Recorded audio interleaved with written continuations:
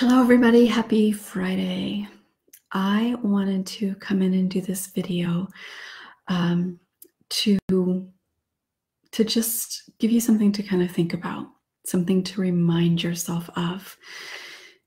So I want to give this a few seconds to see, to allow people time to join me, because I did not announce that I was going to be doing this, but I wanted to just kind of hop in here quickly. Hello, somebody is here. Can you hear me? Hi, Bibby. Can you hear me, Bibby? I want to make sure my microphone is working okay. I don't want to do this whole video and have nobody be able to hear me. Please say hello. I would love to be able to say hello to whoever is here. Please let me know. Can you hear me?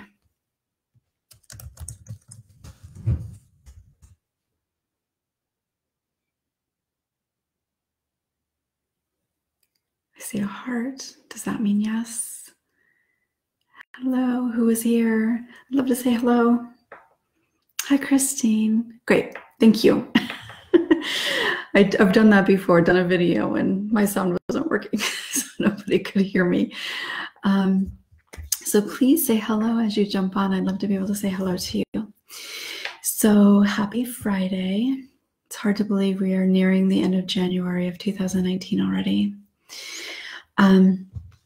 So I wanted to come in because there's been this kind of theme in my work over the last, I would say, probably a couple of weeks. And today I spent quite a bit of time going through some posts, some comments on my blog posts that I haven't seen in quite some time, but that's a whole separate issue. But anyway, one of the things that I've just kind of noticing in this theme is the struggle that so many people have, and I was there too, but the struggle that so many people have on this journey of feeling hopeless about this process, feeling hopeless about your individual ability to heal. And one of the ways that that shows up a lot it can be about just feeling like you're too screwed up. You've experienced too much. You're too damaged. How can you possibly ever heal? That's a big factor for a lot of people. And also, if you've been on the journey for any length of time at all, even for some people that might be a month, but certainly longer than that, and you find that you struggle again, like maybe you've been doing pretty well, or you thought that you were kind of moving towards being on the other side, and suddenly something happens and you feel kind of like you're right back at the beginning. And so feeling like, okay, I guess I'm just too screwed up. I guess it's too much. I'm never going to be able to get there. And truly, this has been something that's come up several times in just the last couple of weeks. And then reading some of these blog posts, the same thing. So I wanted to talk a little bit about that. And maybe most importantly, no matter where you are in this journey, no matter how much you struggle, no matter how many ups and downs you've had, how much great work you've done on healing, but yet struggle again, no matter what you've experienced, you can heal. I truly do believe that. It's not easy. And sometimes, depending on the experiences you've had, the complications it's created, the layers of betrayal and pain and grief, it does make it typically take more time. But no matter what, I really do believe that you can heal the trauma, the abuse, the childhood wounding, whatever it is. I really do believe that you can heal. The most significant factor that plays into that, there's two, kind of, really. One is making sure that you have the right support throughout the process, not just in the beginning, not just in the middle, not just at the end, but through the process. And It doesn't necessarily mean if you're in the process for a long time that you have to have professional support the entire time, but it does mean that you will need support at different times for sure. But in the earlier stages, consistent support is really good. So the support, that's important. The other piece that is actually probably more important is that you don't give up. Please, please, please don't give up. And whether that giving up means giving up on life in general and considering suicide, or, and this is a very common scenario, give up on the journey and say, okay, it's just too much. I'm not capable. I'm too damaged. Whatever it is that you say to yourself, if you give up, I can pretty confidently say that you won't be able to heal. No matter how many books you read, no matter how many videos you watch, you won't be able to fully heal because you're not getting the support that we all need to get through it. But if you don't give up, even when you feel like it's not helping or you're not sure that you can continue to do it because it's too hard, please, please, please do not give up on yourself. Because if you keep going one foot in front of the other, and many times it's baby steps, like little baby steps, and you may feel like you're going to fall over, you may trip over yourself, but just keep putting one foot in front of the other. And truly, some days that looks like surviving. That's it. Just getting through another day. That takes you further up the mountain. I know it doesn't feel like it. And some days it feels like it takes you further down the mountain, the direction you don't want to go. But every day, especially if you have any conscious thought about, okay, I can get through this day, or okay, I know that I can reach out even if I don't want to, I know that I can. That takes you one step further up that mountain. So as long as you don't give up,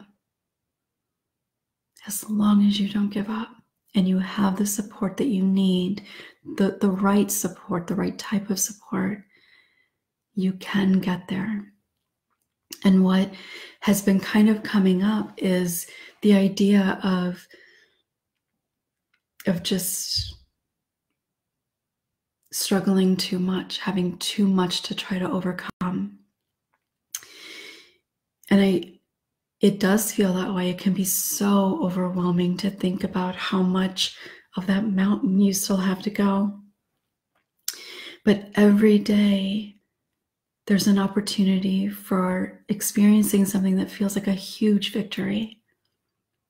And this is true whether we're talking about trauma or any type of change or self-improvement that you'd like to make. Some days it feels like, what's the point? But every day that you don't give up gets you further there. I'm not sure if I said that correctly, but and I also want to say about this, and I know that as a trauma survivor especially, it's so easy to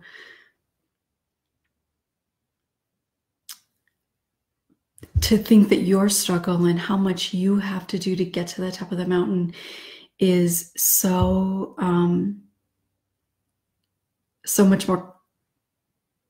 many more steps, I guess, that you're so different than other people. And that's part of the reason why you feel like maybe you'll never get there, that other people that don't have these really, really difficult issues, that healing is possible for them, whatever that healing might mean. but seeing yourself as being so different. And I really want you to remind yourself of this truth. Everybody struggles. Everybody. I don't care who you are, where you come from, what your religion is, what your socioeconomic status is, how successful you are, male, female, uncertain, whatever. I don't care who you are. You struggle, right? Everybody struggles. And until you recognize what creates that struggle, you will continue to struggle. It will have a significant impact on your life. And so the very fact that you recognize, no matter who you are, if you're listening to this, the fact that you recognize that you struggle and likely have a sense of why you struggle, that puts you already ahead of so many people.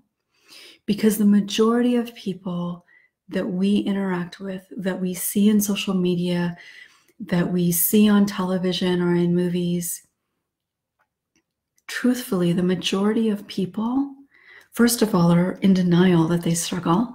And if they recognize that they struggle, most of them are not in a place where they feel safe enough, and they may not recognize this, but they're not ready to really recognize what it is that has created their struggle. So when you compare yourself to somebody out there and think, well, look at how vulnerable they can be, look at how successful they are, look at whatever they've overcome.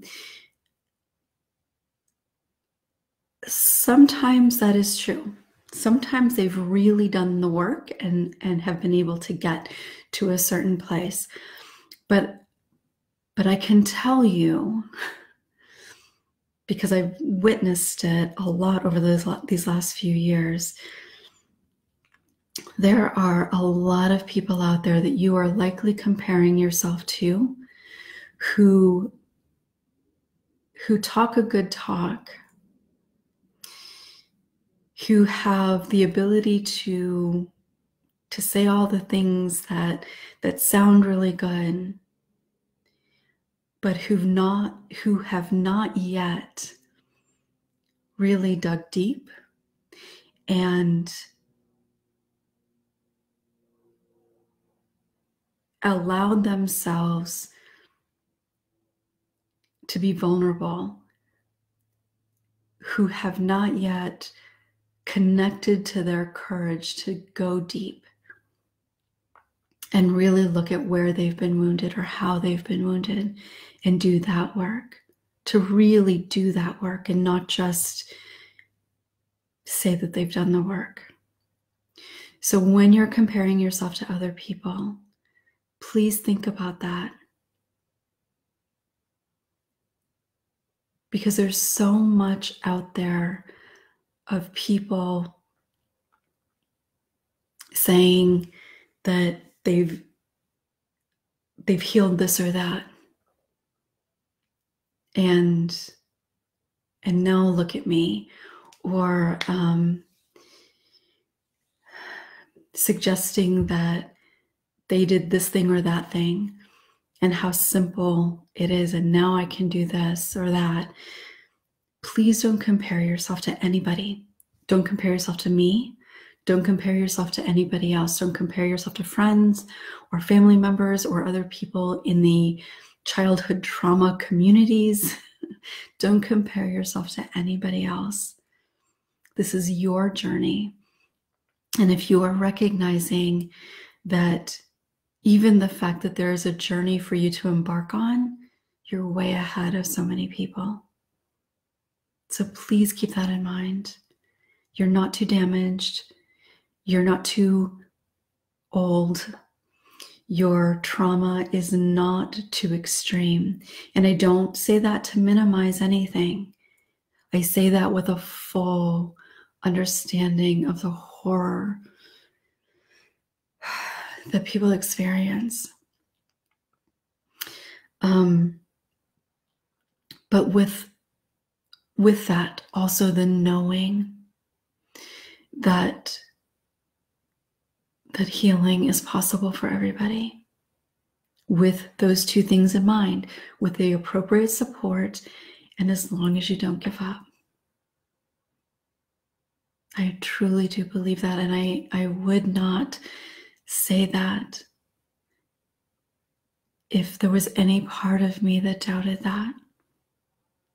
And truthfully, there have been times when I have questioned whether that really is the reality, whether it's been because somebody has continued to struggle, or hearing the incredible, horrific stories that I've heard. There have been moments over the years when I've thought, oh my God, is it possible that something like this can be healed? And through the experience that I've had, being able to recognize that, yes, absolutely. So no matter what you've experienced, no matter how much you struggle, no matter how many years you struggle, you can heal. So when you find yourself saying something to yourself around, I'm never going to be able to get over this, I'm too old, I'm too damaged, please recall this video. Come back and watch it again. And I really do want you to remind yourself that everybody struggles, everybody is wounded. And the ability and willingness, the courage and vulnerability that takes to recognize that there is something there to heal, and the willingness to really dive in and embark on this lengthy journey, because there is no quick fix to healing long-term wounding, the kind of wounding that stays with you throughout your life until you do something about it to heal it. And any childhood wounding has the potential to be that. So no matter who you're looking at out there, everybody is wounded. Everybody is wounded. Don't let anybody try to tell you that they aren't affected negatively by abuse, that, oh, well, I did this or that and now I'm healed. Sorry, that doesn't happen. People will say, oh, I forgave and now I'm healed. Or I did this program or that program and now I'm healed. Or I went to this retreat and now I'm healed. I think my retreats are amazing and incredibly profound and healing. But a retreat is not going to heal you. There's a lot more work to be done. So if somebody is saying those things to you and you're thinking, oh, but I've been doing this for so long and I'm not healed yet, therefore I must be the problem, therefore I can't heal. No. Because anybody who tells you that they've done something quickly or one aspect that they've done and that's what healed them, they may believe that. I'm not going to suggest that they're lying, but I think there's a likelihood that they're lying to themselves, because healing childhood trauma, especially sexual trauma, there's so many layers of healing that has to happen. So, and I've said this before, that's one of the difficulties that I've had in trying to create like a group program or something that I can create and kind of give to you or sell to you or whatever, just that I can offer you to help you heal, because it's not linear. it's not a checklist. If you do this, this, this, and this, and I could even have 100 different things you check off, then you're healed, because there's so many complicating factors and nuances and layers and life that gets in the way of healing, that there isn't a thing that you can do and heal. So please, please, whatever you say to yourself that makes you feel like you should have healed by now, notice that and say, okay, this is what she was talking about. There isn't a thing that I do. Even like working with me, somebody doesn't work with me for 6 months or 6 years and they've healed. Working with somebody is a piece of it, but you have to also incorporate things in your life. You have to have experiences in your life that you get to practice the different things, and things will come up in your life. People will die. Life will be hard, really good, but major life changes will happen. All of those things, life stressors in general, all of those things impact you as they come up. And when those things happen, it can affect where you're at in this journey. It might kind of sidetrack you a little bit, not take you further back to the beginning of that mountain, but you might need to address some of those things for a period of time before you can kind of come back and fully charge ahead, so to speak. And that's natural. It's not because you've experienced childhood trauma. It's not because you're weak. It's not because you're damaged. It's because that's life. And maybe it's something really big that's going to take a long time to work through. Maybe it's something, just a natural part of like having children or having children leave the nest or whatever, a new job, moving to a new place. All of those things can bring up stuff that you need to deal with. Certainly new memories is a big one that can really feel like it takes you off. But it doesn't take you off. It's just another layer to work through. So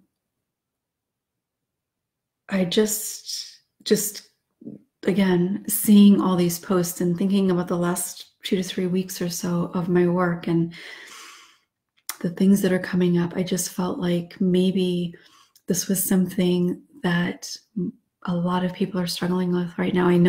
I think I've been getting more interaction on my video damage, the damage of sexual abuse. I don't remember what I called it, but there's been a lot more people watching that and interacting with that.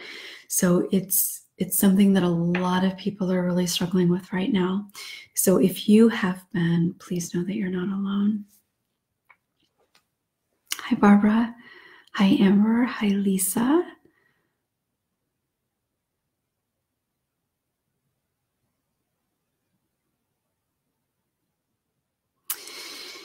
Yeah. Oh, thank you, Lisa. I'm glad that it helps. I want to address this other piece that you shared. Very small part that tries to convince yourself that it won't happen. Yes. And you're not alone in that. So the idea that kind of those old beliefs coming back that cause you to believe that it won't happen, that the healing won't happen. And I know it may not seem to make sense, but that is a very self-protective piece.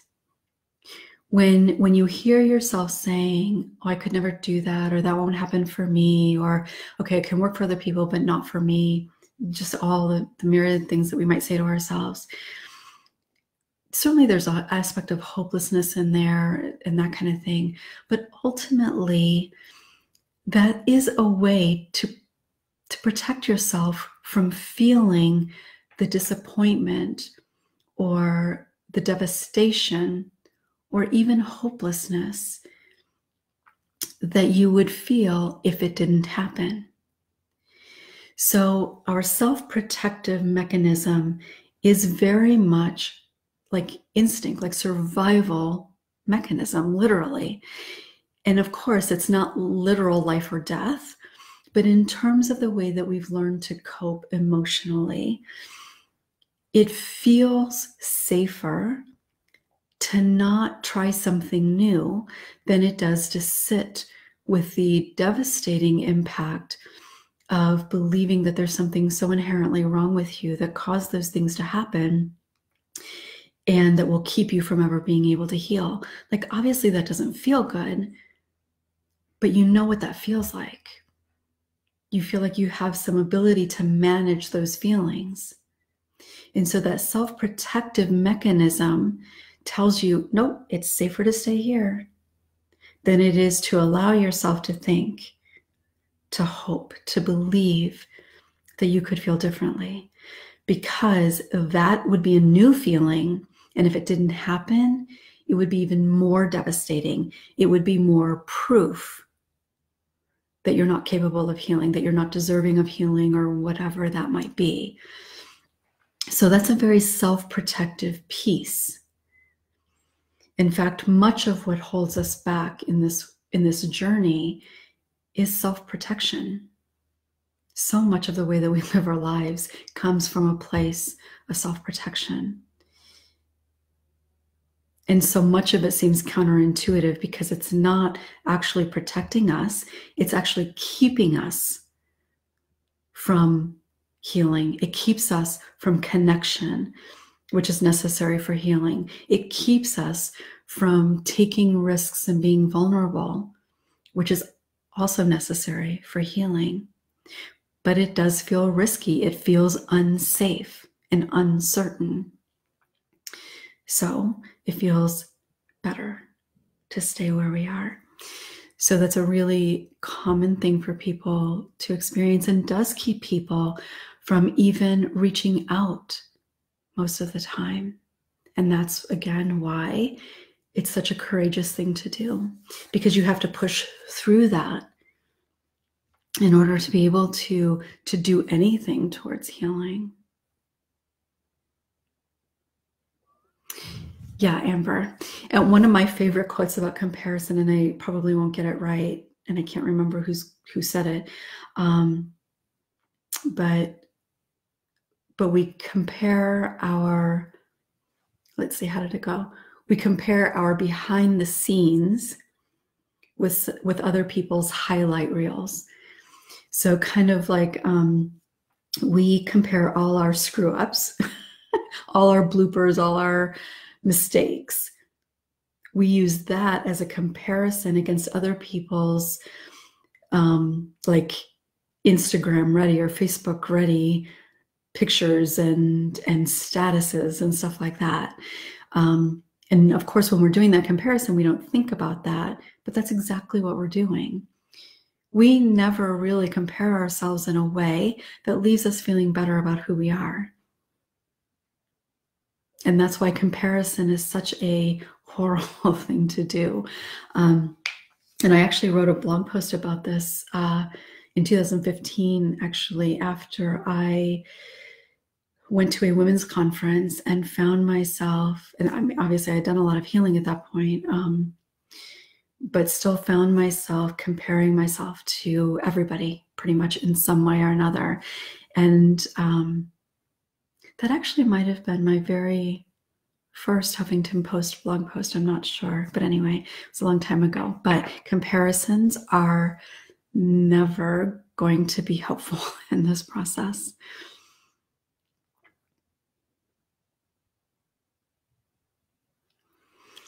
Well, you're welcome, Becky. I'm happy that that it feels helpful to you. And yes, we can heal.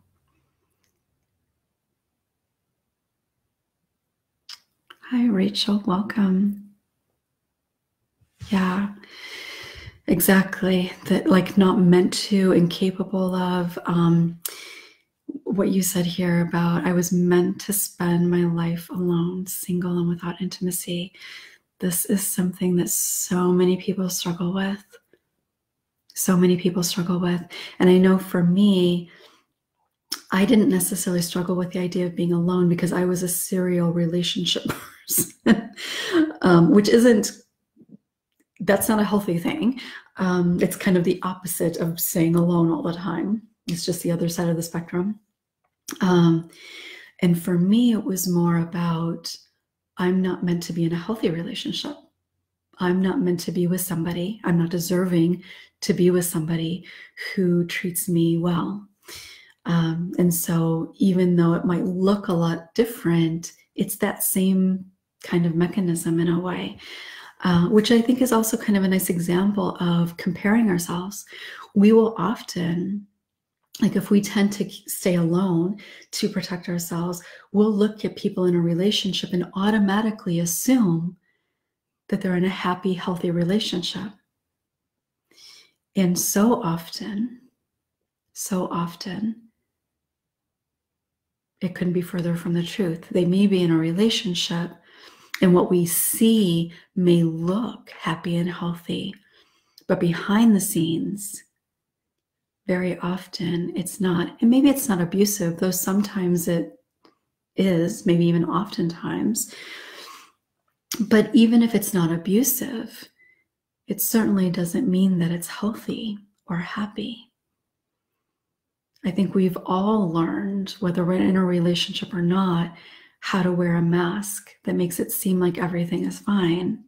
And relationships, we can also have a relationship mask that when you're around other people, everything looks beautiful. And then we can envy those people when in reality, it's actually not something that we would ever aspire to have in our own lives. So comparisons in relationships is something that a lot of people do, that it definitely does not help ourselves or even that couple.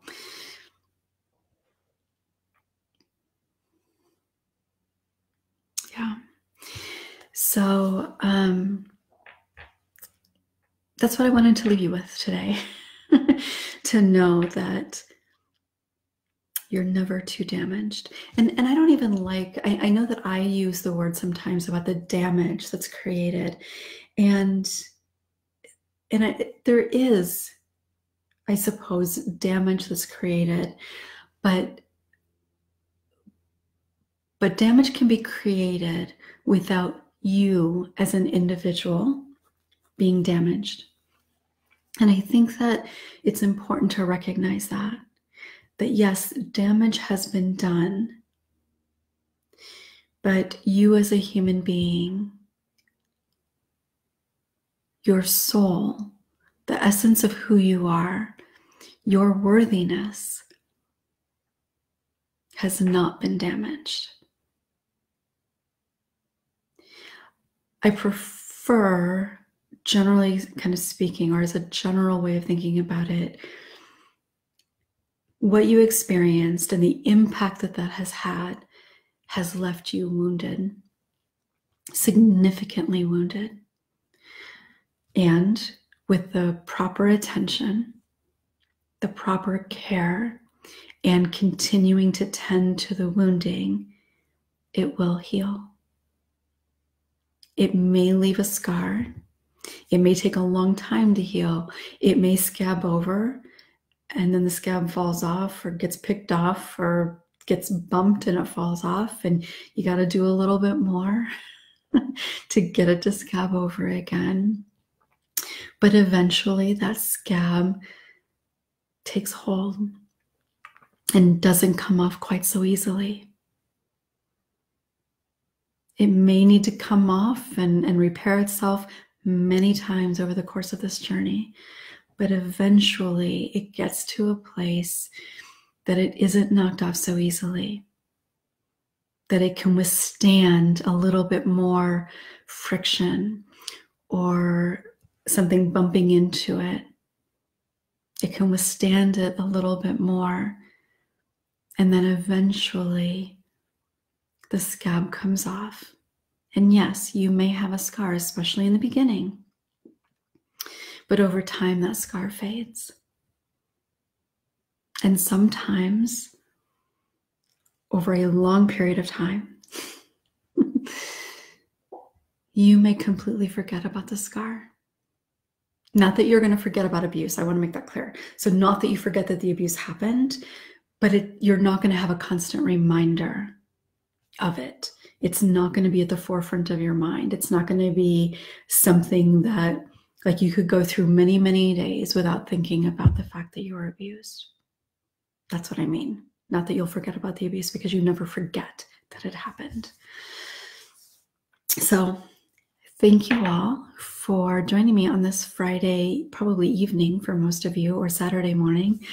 And if you're watching this on replay, I'd love to know that you've watched this. You can hashtag replay. Yes, the masks. We are very adept at not only getting through life wearing a mask, which sometimes can be blinding, but really having, like, knowing which mask for which occasion, right? And that transition being so smooth, like people wouldn't even notice it.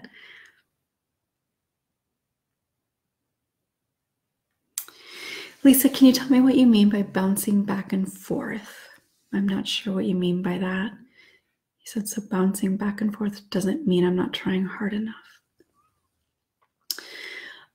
If that means like struggle and then not struggle and then struggle and not struggle, it absolutely doesn't mean that you're not trying hard enough.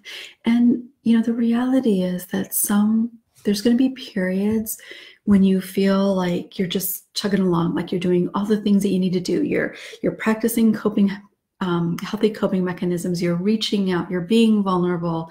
You're journaling. You're doing all the things you're supposed to do. And you're feeling really great about that. And then you find that you're struggling again. And there's so many reasons why that can happen. But you find that you're struggling again. And sometimes just surviving feels like enough of a challenge.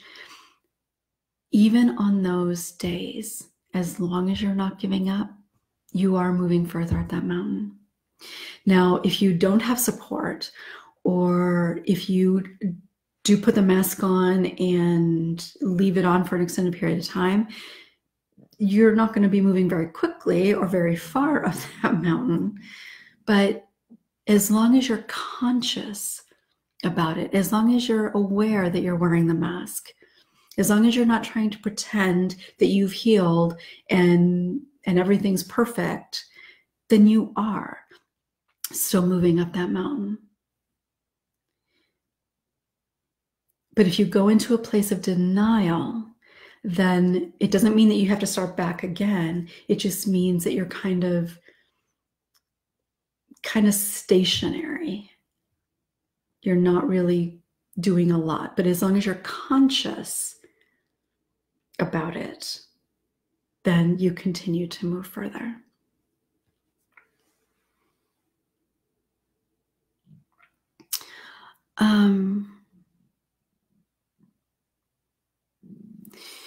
Rachel, I'm not sure what you mean by you took something as reopening the scabs, and maybe you're just kind of reflecting out, acknowledging that outwardly,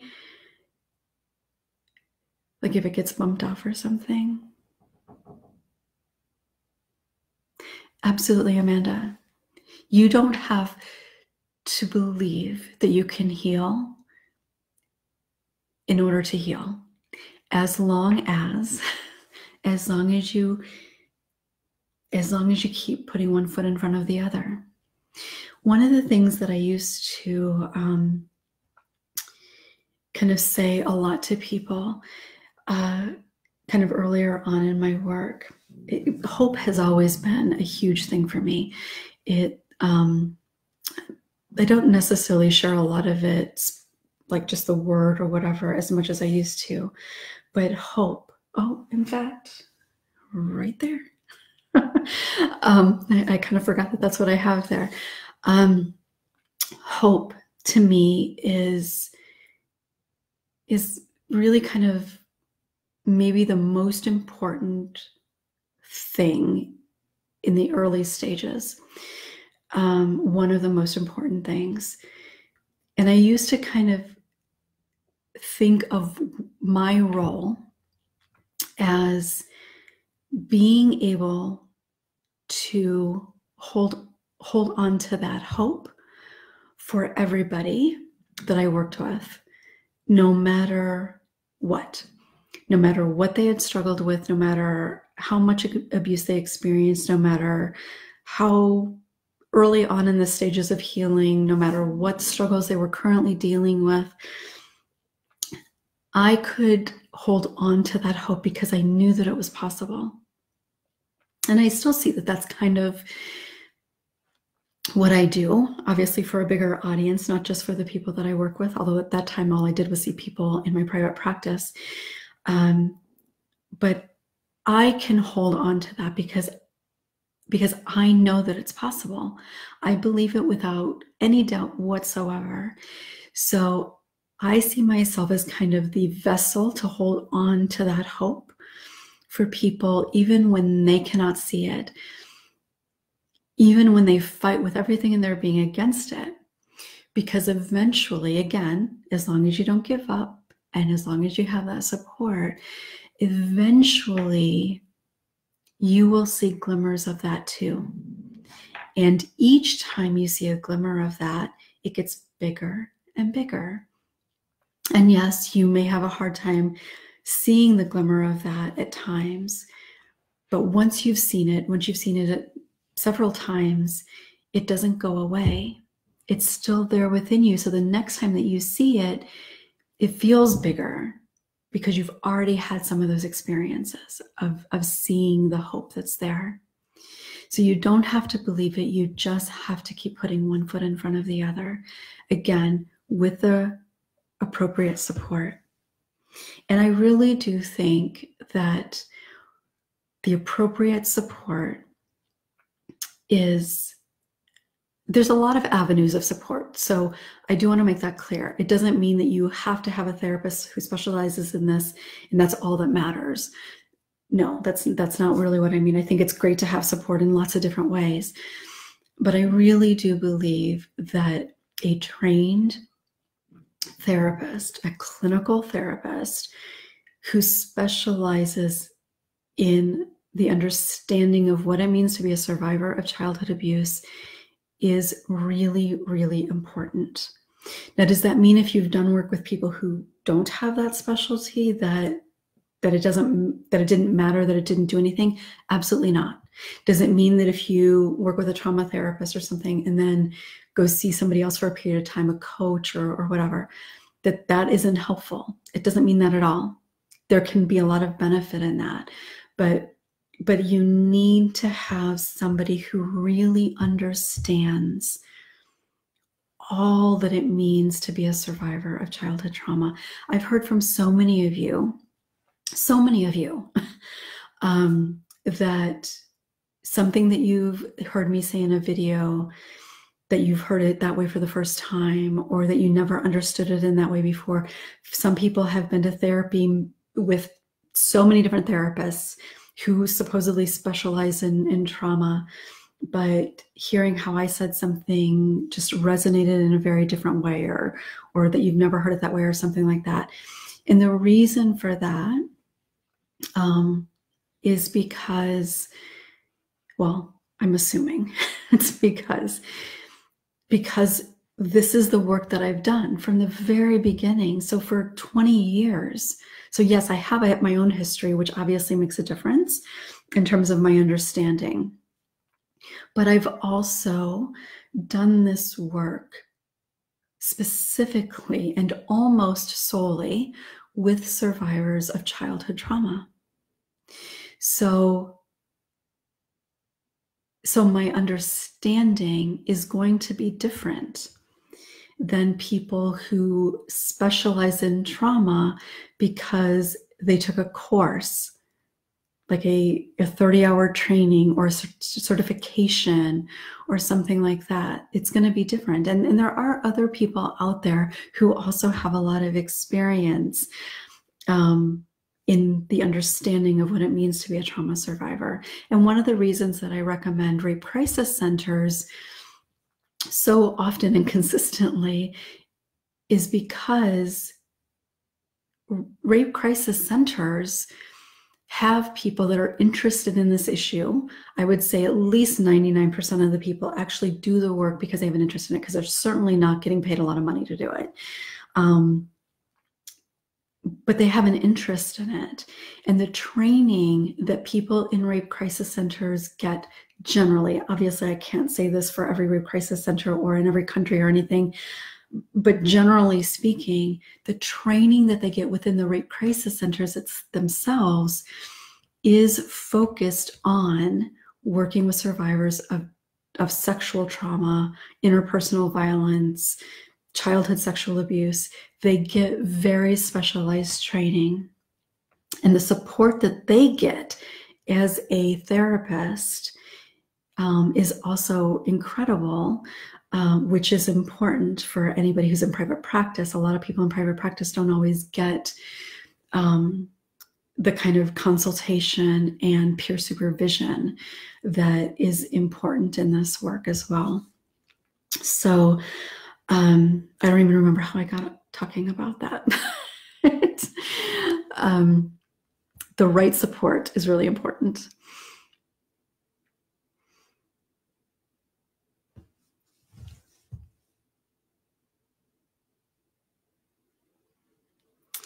Lisa, that in terms of you feel like you're doing the right things and then something comes up and you feel like you set yourself back,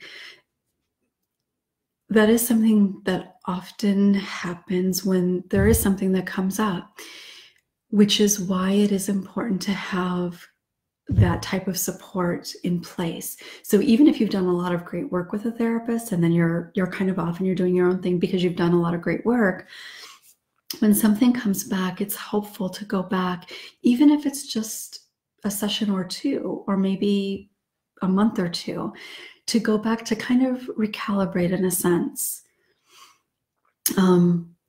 That's important. That really is important. And I think that that's something that we can do throughout our lives. Again, I've said this many times, but I went back not too long ago because I recognized that I was struggling with something that I couldn't quite understand why I was struggling with it. And I will absolutely go back again if and when there's something that I find that I'm having a hard time understanding what's going on or kind of being able to get through it. And I also want to say, and I think that this is something that a lot of people struggle with. A lot of people will say, well, I've been to therapy for this many years, or I've seen this many therapists. And so, I've done a lot of work, so I get a lot of this. Again, I don't want to discount any of the work that anybody's done, even if it's self-help, even if you've read lots of books, done lots of online courses or whatever. I don't want to discount any of that because I'm sure that that's been helpful, certainly to an extent, especially like if you've gone to therapy or whatever. But it doesn't matter if you've had 20 straight years of therapy. If you've never addressed the underlying abuse, if you've never really had the opportunity to understand the impact that the abuse has had on you and worked on healing the abuse specifically, again, not that that previous work that you've done doesn't matter or hasn't been helpful, because it has, but you can't beat yourself up that you've done all this work or read all these books and feel like you're starting over. You can't beat yourself up for that and feel like you haven't done anything yet, because you haven't been able to address the real issue. It's kind of like having this gaping wound and you keep going to the doctor because it's painful, but you keep going to the doctor and you don't tell the doctor that you've got this gaping wound. So the doctor's like, you just talk about the symptoms, like I feel nauseous, or I've lost mobility in my arm. But you don't tell the doctor, you don't let the doctor see that you've got this gaping wound. So the doctor just keeps saying, well, maybe try this, or maybe try this, or let's talk about this. Let me give you this medicine to help with this. Well, obviously that's not really going to help in the long run because you're not addressing the underlying issue, right? It's the same thing. You could have gone to the world's best therapist for a really long time. But if you've never been able to address, or even if you've brought it up, but that therapist isn't the right person to work with this issue, then you're not treating the underlying issue.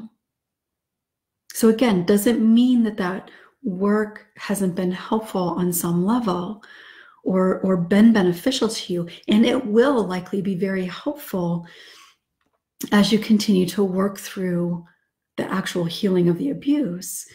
So don't feel badly about that, but you cannot heal what you deny is wounded.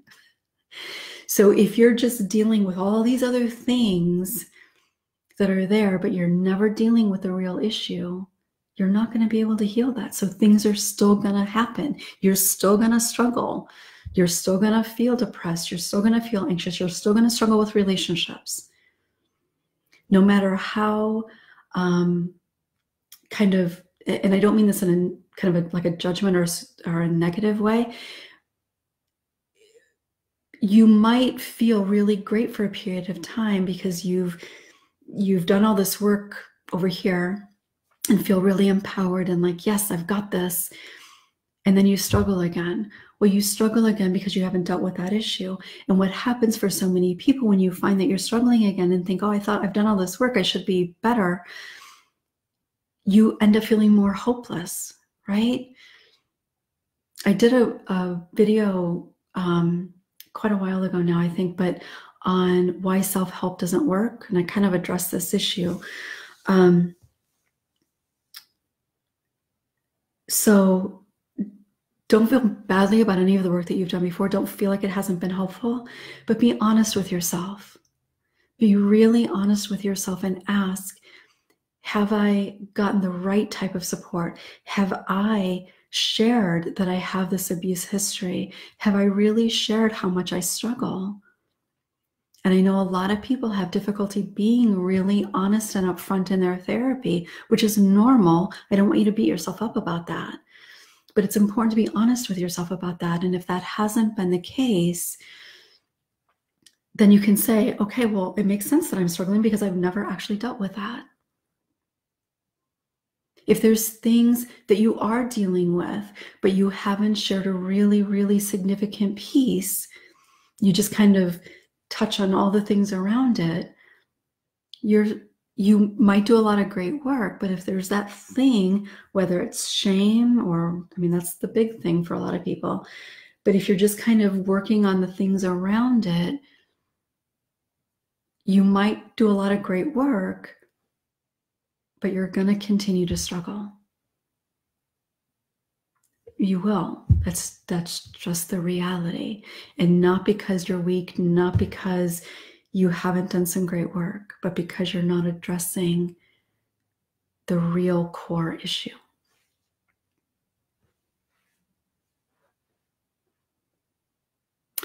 Life definitely can get in the way. And I will say that one of the things that I talk to people a lot about in terms of like how quickly or how easily you can move through this process is, what type of support do you have? Are there people, or is there somebody in your life who knows that you've experienced this and who knows that you're working on healing?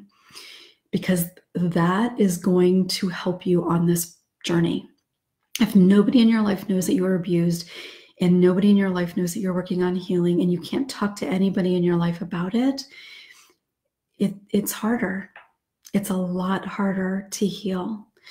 And so when things come up in your life, if you don't have any of that support, people that you can say, I'm struggling, it makes it harder because you don't feel like you have kind of the safety net that you can lean on in those times. And so you keep it all internalized, which just reinforces some of those beliefs that you hold on to.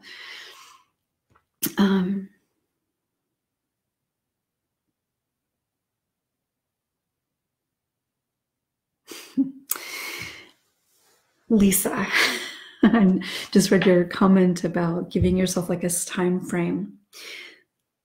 I think that, and please know that this isn't a judgment or anything, and I don't mean to call you out. You're certainly not alone in this.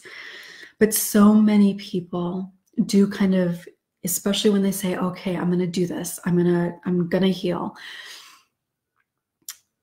So many people do kind of put like a time frame or certain expectations on the process or themselves.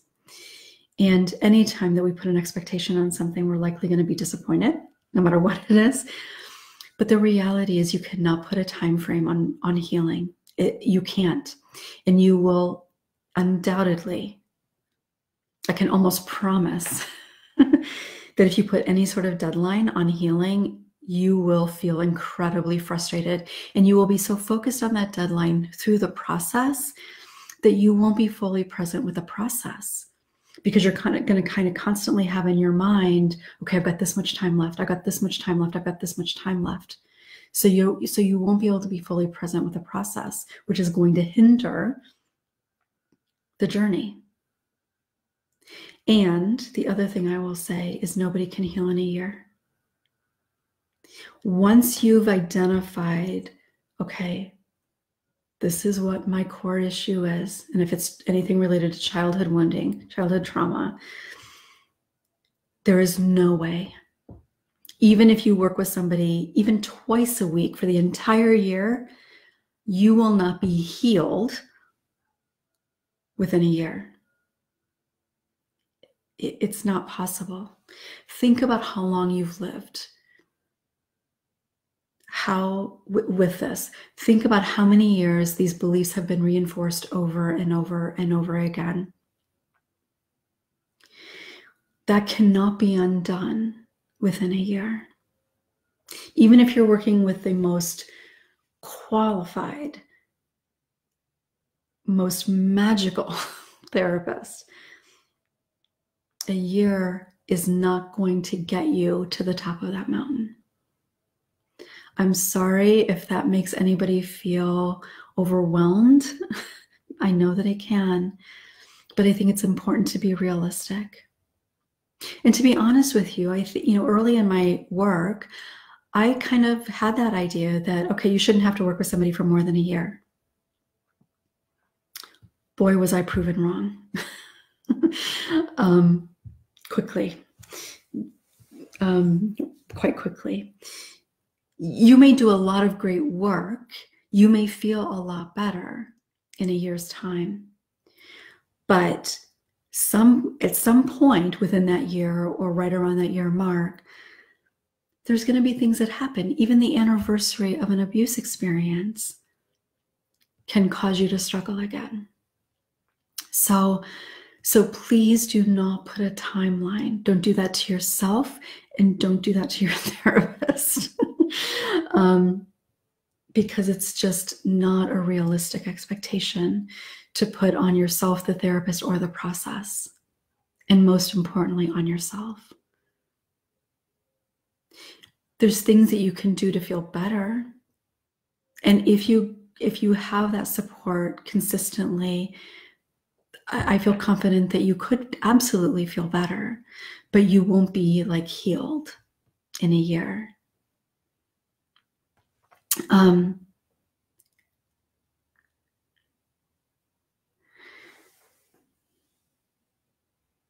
Yeah, I don't know, there's probably more I can say about that.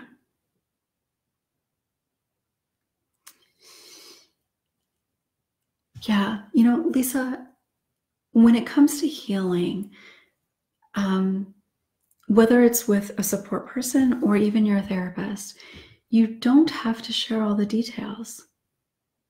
And I've talked about this before too. Healing isn't so much about sharing all the details as it is understanding what you believe about what you experienced. That's what you have to heal. If there's something that you hold on to that creates a lot of shame, so if there's something about the entire abuse experience or the way that you've coped with it or anything else, if there's something that you hold shame around, that is typically something that will be important to share, because you need to be able to heal that shame. You need to be able to release that shame in order to heal. But it's not so much about having to share all the details of the abuse. And certainly with a support person, you don't have to share details at all. You can, but you absolutely don't have to. Even for them to be able to be there to support you, you don't have to share details, unless, of course, you choose to.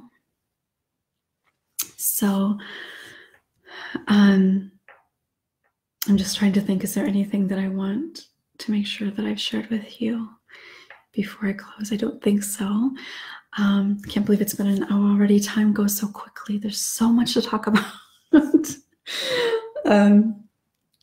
Like really, there's just so much to talk about. And one thing leads to the next and to the next and to the next. And this is actually, you know, kind of a good representation of the healing process. It's not just one thing. You don't just work on one thing and then move on to the next thing. There's so many. One thing leads into something else, and then it brings you back to another thing. And that's what this healing process is and why it is so complicated.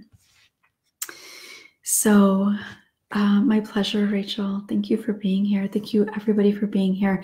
Thank you for sharing everything that you've shared. Thank you for watching. And please think about what I've said, and also think about, you know, notice what are the things that you said to yourself about being too damaged, too old, too whatever, to heal. Think about what you've said to yourself over the years, and then remind yourself of what I said here, and just allow yourself to take that in, that it's never too late. I think that my oldest client came to me when he was in his 70s. I don't remember exactly. I believe we hadn't been working together very long, but I believe he was 77 maybe when we stopped working together. So and we didn't work together very long, so he must have been right around that age, I believe. So, and he healed a lot in the time that we worked together. It was mostly a specific shame thing, but it's never too late. It is never too late, and you deserve to heal. You have lived with this pain for far too long, whether you are 12 years old, 22 years old, 52 years old, 82 years old. Doesn't matter. You deserve to heal. And there's no better time than now, whatever that looks like. And finding somebody to work with, I know, can be a challenge. I know it can feel very vulnerable, and it sometimes can take many tries before you find the right person. But please don't give up, and think about different resources. You know, maybe you have a primary therapist, but then you do a group somewhere, or you participate here, and there can be a lot of healing there. Maybe you participate in something that I do, whether it's a retreat or a group. There's lots of different ways, and I do think that a group experience is so important in the healing process. I really do, and that's why I created my very first retreat, because I know how important group is in this process. And since I was doing my work virtually, I couldn't just do a group and have people come every week. So it became a week-long retreat instead, or a 5-day retreat instead. So there's lots of different ways that you can get that support, but I do think that it's important to have a person that you work with to get that healing support. So thank you all for being here. Hi, Amanda. Never too late. You know, one of my favorite quotes that I've used a lot, and especially early on, and it was on my business card, from George Eliot, whose name is actually, oh my God, I can't remember her name. It's actually a woman, but she used a pen name because at that time women couldn't get published. Oh my God, I can't believe I don't remember her name. Anyway, had it on my business cards. It's never too late to become what you might have been. Close your eyes and hear this. It's never too late to become what you might have been. And to me, what that means, the idea of what you might have been, is it's never too late to come back. I talk about abuse, like you're on this life path from the time that you're conceived. You're on this life path, and when you're abused, there's this huge obstacle that comes in the way, and it kind of takes you off the path. The trajectory kind of takes you in a different direction. Kind of takes you off that path. And if you never acknowledge what took you off that path, or that you're even on a different path, if you never acknowledge it, never get the healing that you deserve, you're kind of off and you struggle. You struggle because you're meant to be here, but this has taken you off. And if you're not acknowledging it, if you're in denial about it, you just kind of keep wandering and wandering and wandering. So the idea of it's never too late to become what you might have been, when you start this healing journey, it's a journey of noticing that you're on this wrong path and coming back. And when you get to that mountain, or this path getting up to that mountain, is coming back to the original path that you were meant to be on. So it's becoming the person you would have been or might have been. It's never too late to become what you might have been. So it's about coming back to the person that you've always been within you. You just couldn't see it or connect to it because you were kind of off wandering aimlessly over here. So thank you for reminding me of that, Amanda. The group work was amazing. Thank you, Amanda, for saying that. I love the group, and that's part of what I'm trying to figure out, is how to get people to push past all that fear of being a part of a kind of deeper group to do the healing work, because I know how much fear gets in the way. But I also know from this experience with so many of you that once you push past that, whether it's a group experience or a retreat or even doing the one-on-one work, but once you push past that and you realize, oh, okay, this isn't so bad, you get to experience something so incredibly powerful and beautiful and healing. And I'm trying to figure out, how do I get people to kind of take that leap, because the healing that happens within that is so, so powerful. So thank you for saying that, Amanda.